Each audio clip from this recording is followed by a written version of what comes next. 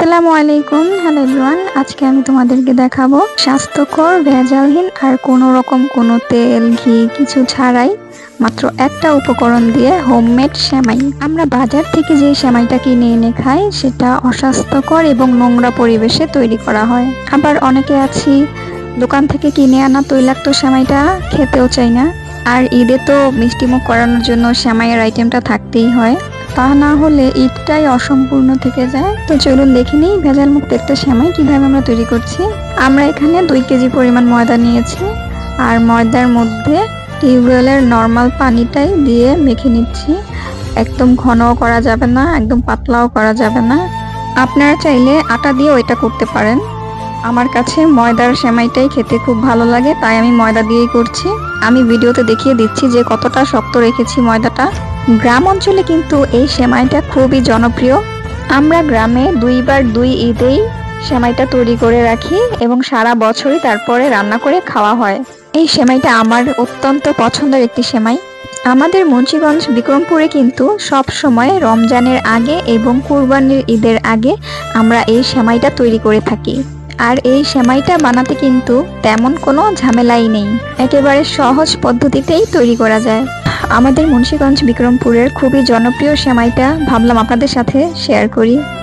যেহেতু সামনে ঈদ, আর এই ঈদ উপলক্ষে আমি বাসায় এই সেমাইটা তৈরি করেছি। মোটামুটি কিন্তু গ্রাম অঞ্চলে এই সেমাইটা খুবই জনপ্রিয়। এই মেশিনে তৈরি সেমাইটা শুকাতে অনেক সময় লাগে না, সাধারণত একদিনের মধ্যেই শুকিয়ে যায়। এইভাবে শুরু থেকে শেষ পর্যন্ত ময়দা মেখে মেশিনে দিয়ে সেমাই তৈরি করে নেব। রোদে মেলে শুকিয়ে একবারে ঘরোয়া পদ্ধতিতে সেমাই বানানো যায়। একবারে শুকিয়ে গেলে এটি পরিষ্কার পাত্রে রেখে অনেক দিন ভালোভাবে সংরক্ষণ করা যাবে। মেশিনে তৈরি সেমাই রোদে ভালোভাবে মেলে রাখলে সাধারণত একদিনেই শুকিয়ে যাবে। একবার ভালোভাবে শুকিয়ে গেলে সেটা একটি শুকনো পরিষ্কার পাত্রে সংরক্ষণ করে অনেক দিন রাখা যায়। এতে সেমাই ভালো থাকে এবং নষ্ট হওয়ার আশঙ্কা থাকে না। দেখতেই পাচ্ছেন আমি সেমাইগুলো পরিষ্কারভাবে রোদে মেলে রেখেছি যেন একদিনের মধ্যে ভালোভাবে শুকিয়ে যায়। এই দেখুন আমি সেমাইগুলো কিভাবে রোদে মেলে দিয়েছি যেন সবগুলো সমানভাবে শুকিয়ে যায়।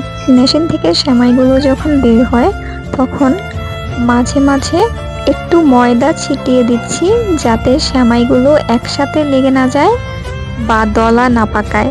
এতে শুকানোর পর সেমাইগুলো ঝরঝরে থাকবে।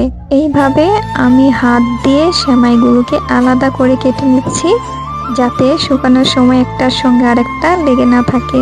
সবগুলো সেমাই আমি একইভাবেই কেটে নেব। এই সেমাই বানানোর কাজটা আমার খুবই প্রিয়, তাই আপনাদের সঙ্গে ভাগ করে নিতে চেয়েছি।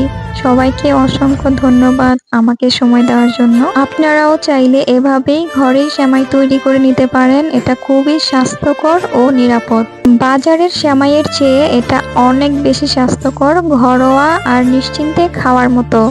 আশা করি ভিডিওটা ভালো লেগেছে। আপনারাও চাইলে এভাবে তৈরি করে নিতে পারেন। স্বাস্থ্যকর, সহজ আর একদম ঘরোয়া। এই ঘরোয়া সেমাই দিয়ে দারুণ মজার রান্না করা যায়। কিভাবে রান্না করবেন সেটা নিয়ে পরের ভিডিওতে দেখা হবে। এই ছিল আজকের সেমাই তৈরির পুরো প্রক্রিয়া। আশা করি আপনাদের ভালো লেগেছে। ঘরেই সহজ উপায়ে সুস্বাদু সেমাই বানিয়ে ফেলতে পারবেন এখন থেকে। আপনারাও একবার ঘরে চেষ্টা করে দেখুন। খুব সহজ আর মজার এই প্রক্রিয়া। যদি ভিডিওটা ভালো লাগে তাহলে লাইক, কমেন্ট আর শেয়ার করতে ভুলবেন না। এই ঘরোয়া সেমাই দিয়ে কিভাবে রান্না করবেন সেটা নিয়ে আমি খুব শীঘ্রই আরেকটা ভিডিও নিয়ে আসব। সবাই সঙ্গে থাকবেন। এমন আরও ঘরোয়া রেসিপি পেতে আমার চ্যানেলটি সাবস্ক্রাইব করে পাশে থাকুন। পরবর্তী ভিডিওতে আবার দেখা হবে নতুন কিছু নিয়ে। ততদিন সবাই ভালো থাকবেন। সেমাই রান্না করে আপনাদের সামনে আবার আসবো ইনশাল্লাহ। সে পর্যন্ত নিজের খেয়াল রাখবেন। সবাই ভালো থাকবেন, সুস্থ থাকবেন। আবার দেখা হবে পরের ভিডিওতে। আল্লাহ হাফেজ।